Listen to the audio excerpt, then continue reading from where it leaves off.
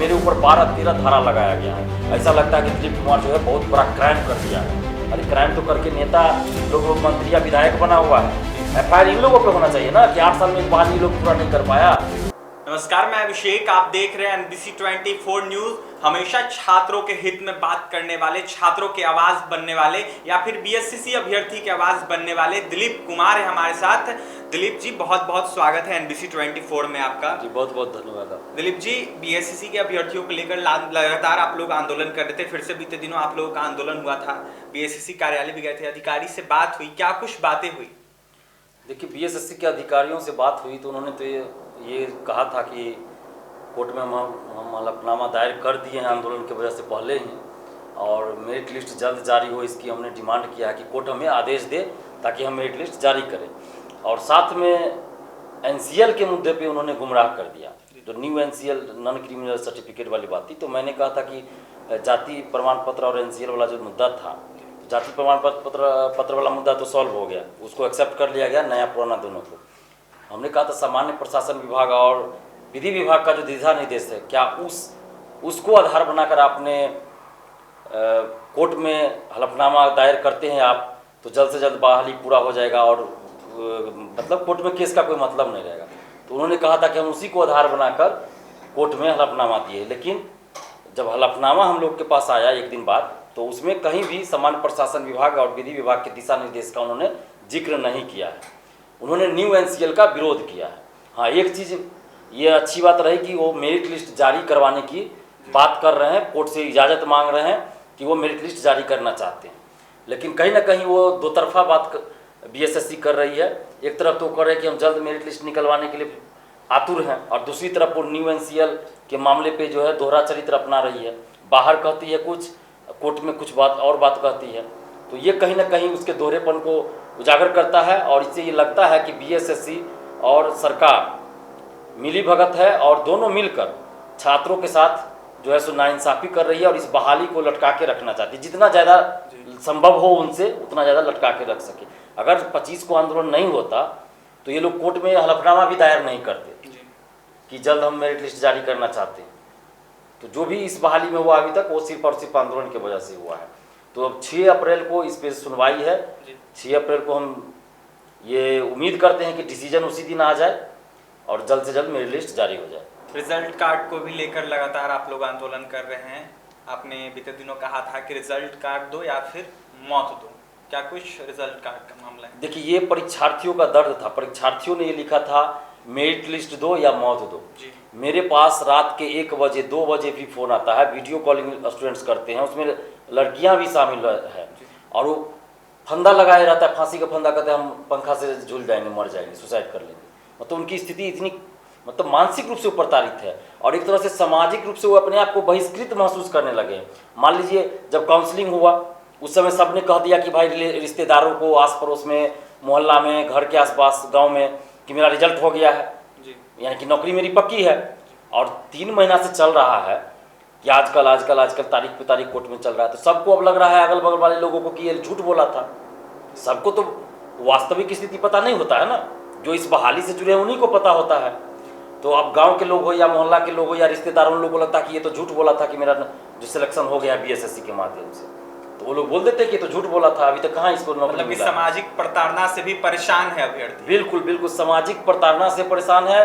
बहुत ऐसे परीक्षार्थी हैं जिनकी शादी तय है, लेकिन जैसे ही कोर्ट में तारीख पे तारीख हो रही है, उनकी शादी भी तारीख पे तारीख हो रही है, आगे बढ़ते जा रही है। बहुत लोगों का शादी कट भी गया, बहुत का कट गया है। बहुत ऐसे अभ्यर्थी हैं जिनकी सिस्टर की शादी रुकी हुई है, सब कुछ तय है, शादी नहीं हो, मतलब डेट फिक्स हो जाता है, बढ़ जाता है। तमाम जो अभ्यर्थी है वो परेशान है। एक सवाल और रहेगा, 2014 की वैकेंसी है, करीब 8 साल हो गए, लेकिन सरकार भी इस पे कुछ नहीं बोल रही है। देखिए, सरकार की ही साजिश है इस बहाली को लटका के रखी, वरना विधानसभा में भी ये मुद्दा उठा, उसके बाद भी सरकार की तरफ से कोई सकारात्मक जवाब नहीं आता है, न ही सरकार की तरफ से कोई पहल होती है। और सबसे बड़ी बात कि बीएसएससी सरकार से ऊपर की चीज नहीं है, सरकार के अधीन काम कर रही है। अगर सरकार एक बार दिशा निर्देश दे दे या आदेश दे दे तो तुरंत का काम हो जाएगा, तुरंत रिजल्ट आ जाएगा, न्यू एनसीएल भी मान्य हो जाएगा, रिजल्ट भी आ जाएगा। लेकिन ये जानबूझकर लटकाए हुए हैं कि किसी न किसी तरह मामला को लटका के रखे ताकि बहाली लटकी रहे। और ये लोग ऐसा क्यों कर रहे हैं? तो ये लोग सरकारी नौकरी नहीं देना चाहते हैं। जिन सीटों पे ये लोग बहाल होंगे उन सीटों पे क्या क्या क्या अधिकतर सीटों पे कॉन्ट्रैक्ट पे बहाली कर ली गई है। 4 लाख 3 लाख रुपया लेके 6 महीना या साल भर का कॉन्ट्रैक्ट पे बहाल कर लिया गया। 7,000 8,000 10,000 रुपया मंथली मिलता है, फिर उसका कार्यकाल बढ़ा दिया जाता है। तो इस तरह से काम मतलब काउंसलिंग के बाद भी देरी लग रही है, उसके बाद कोर्ट में भी शायद मामला आप लोगों का गया हुआ है। कोर्ट में चल रहा है मामला। वही तो बीएसएससी अगर चाहे तो कोर्ट में जल्द डिसीजन आ जाएगा, लेकिन बीएसएससी जानबूझकर कोर्ट में जो हलफनामा इन्होंने 24 को दिया है, क्या ये हलफनामा ये फरवरी में नहीं दे सकते थे? फरवरी में भी दिया जा सकता था, डिसीजन फरवरी में आ गया रहता। लेकिन जब 25 को आंदोलन होना था तब 24 को दिया गया आंदोलन के प्रेशर में आकर। तो अभी भी कम से कम 6 अप्रैल को डिसीजन आ जाए, यही हम लोग चाहते हैं, ताकि ये बहाली जल्द पूरी हो, मेरिट लिस्ट जल्द आ जाए और जल्द लोगों की ज्वाइनिंग हो जाए। क्योंकि 8 साल बहुत लंबा समय होता है और इतना समय तक एक बहाली में लगे रहना ये बहुत बड़ी बात होती है। हजारों ऐसे अभ्यर्थी हैं जिनकी उम्र समाप्त हो चुकी है, वो सरकारी नौकरी के लिए अब कहीं फॉर्म नहीं भर सकते, ये सच्चाई है। अब उन लोग का क्या होगा? तो इसलिए जल्द से जल्द ये बहाली पूरी हो, हम लोग यही चाहते हैं।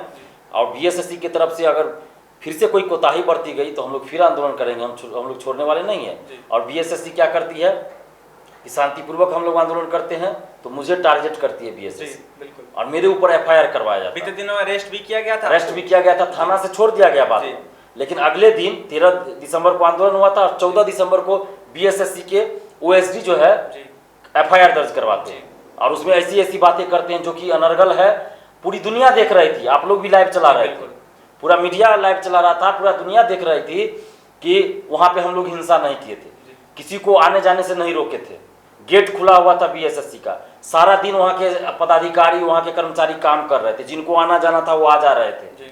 लेकिन क्या आरोप लगाया गया कि कर्मचारियों को, अधिकारियों को बंधक बना के रखा गया, बदतमीजी की गई, दुर्व्यवहार किया गया, गाली गलौज किया गया, पदाधिकारियों के साथ बंधक बनाकर रखा गया, गेट बंद करके रखा गया।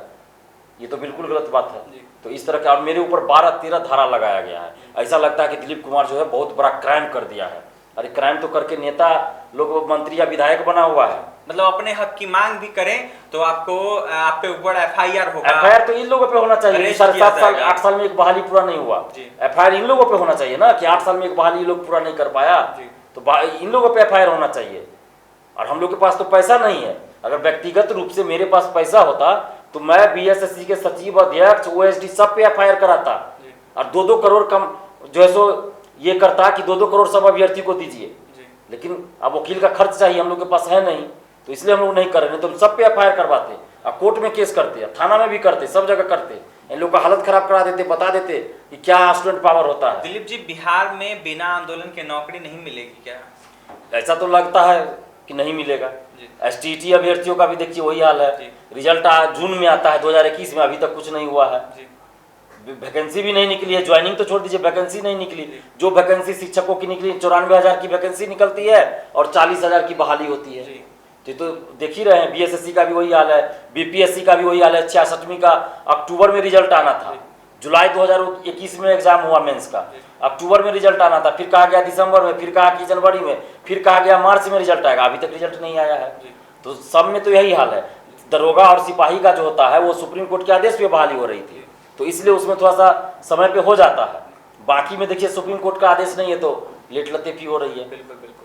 देख सकते हैं हमारे साथ हमारे स्टूडियो में दिलीप कुमार है, छात्र नेता है, लगातार बीएसएससी को लेकर आंदोलन करते हैं, लेकिन कहीं ना कहीं बीएसएससी के अभ्यर्थियों की बहाली नहीं हो रही है। कहीं ना कहीं बीते दिनों इन्होंने प्रदर्शन किया था, बीएसएससी कार्यालय भी गए थे, लेकिन कहीं ना कहीं आश्वासन के सिवा कुछ नहीं मिलता। लगातार तमाम जो विधायक हैं वो विधानसभा में इन लोगों का आवाज उठा रहे हैं, लेकिन कहीं ना कहीं बहालियां भी नहीं हो रही है। करीब 13,000 से 13,120 लगभग अभ्यर्थियों की संख्या है, लेकिन कहीं ना कहीं बहाली 13,120 माफ कीजिएगा 13,120 सीट है, लेकिन कहीं ना कहीं इन लोगों की बहाली नहीं हो रही है। लगातार प्रदर्शन कर रहे हैं। कुछ अभ्यर्थी ऐसे भी हैं जिनकी शादियां रुक गई है, तो कुछ अभ्यर्थी ऐसे हैं कि जिनकी शादियां कट गई हैं।